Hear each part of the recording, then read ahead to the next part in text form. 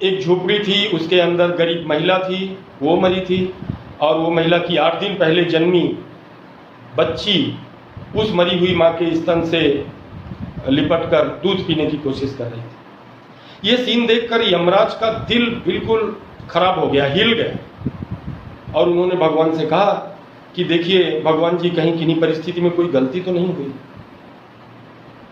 ये 8 दिन की बच्ची को मरने के लिए कैसे छोड़ा जा सकता है।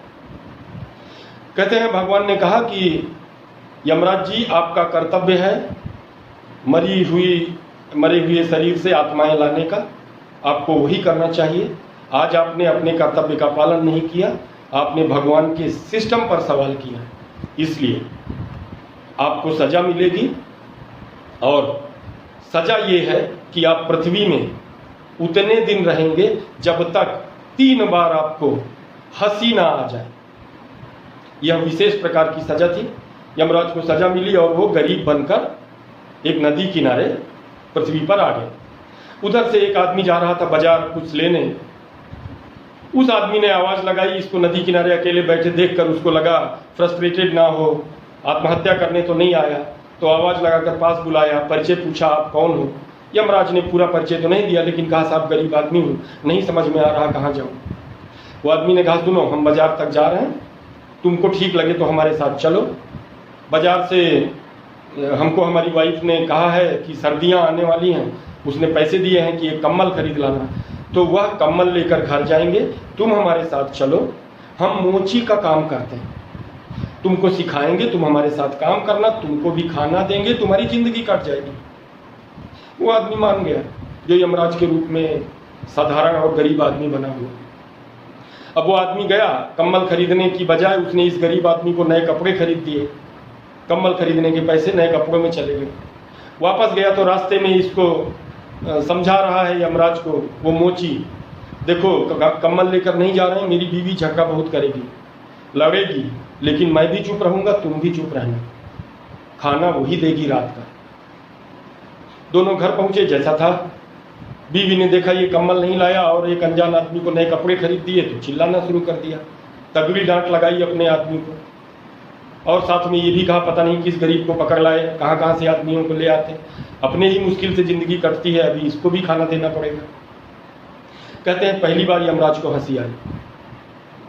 हंसी इसलिए आई कि यमराज को लगा कि अगर इसकी वाइफ को मैं अपना परिचय दे दूं कि मैं यमराज हूं, फिर क्या होगा।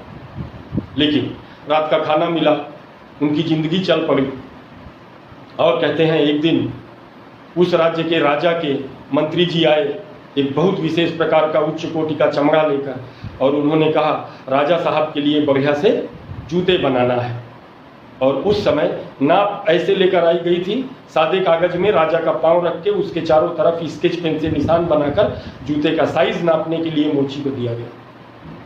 और ये वार्निंग दी गई कि गलती मत करना, अच्छे से जूते ही बनने चाहिए, स्लीपर्स नहीं बनाने हैं।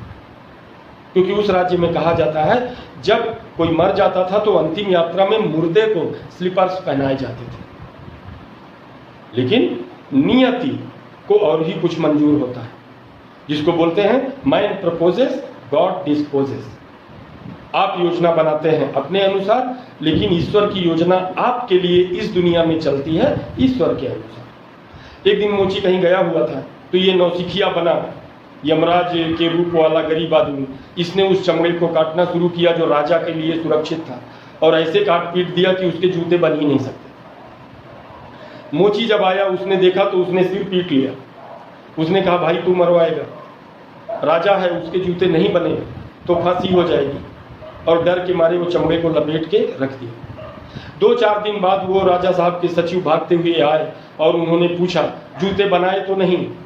अभी मोची कुछ बोल नहीं रहा डर की वजह से। महामंत्री ने कहा जूते नहीं बनाने हैं, जल्दी से स्लीपर्स बनाइए, कल राजा साहब का अंतिम संस्कार होना है, सुबह तक दे दो बना। ये टाइम उस यमराज को दोबारा हंसी आई कि योजना कुछ भी बनाइए, होता वही है जो ऊपर बैठकर ईश्वर संचालित कर रहा है।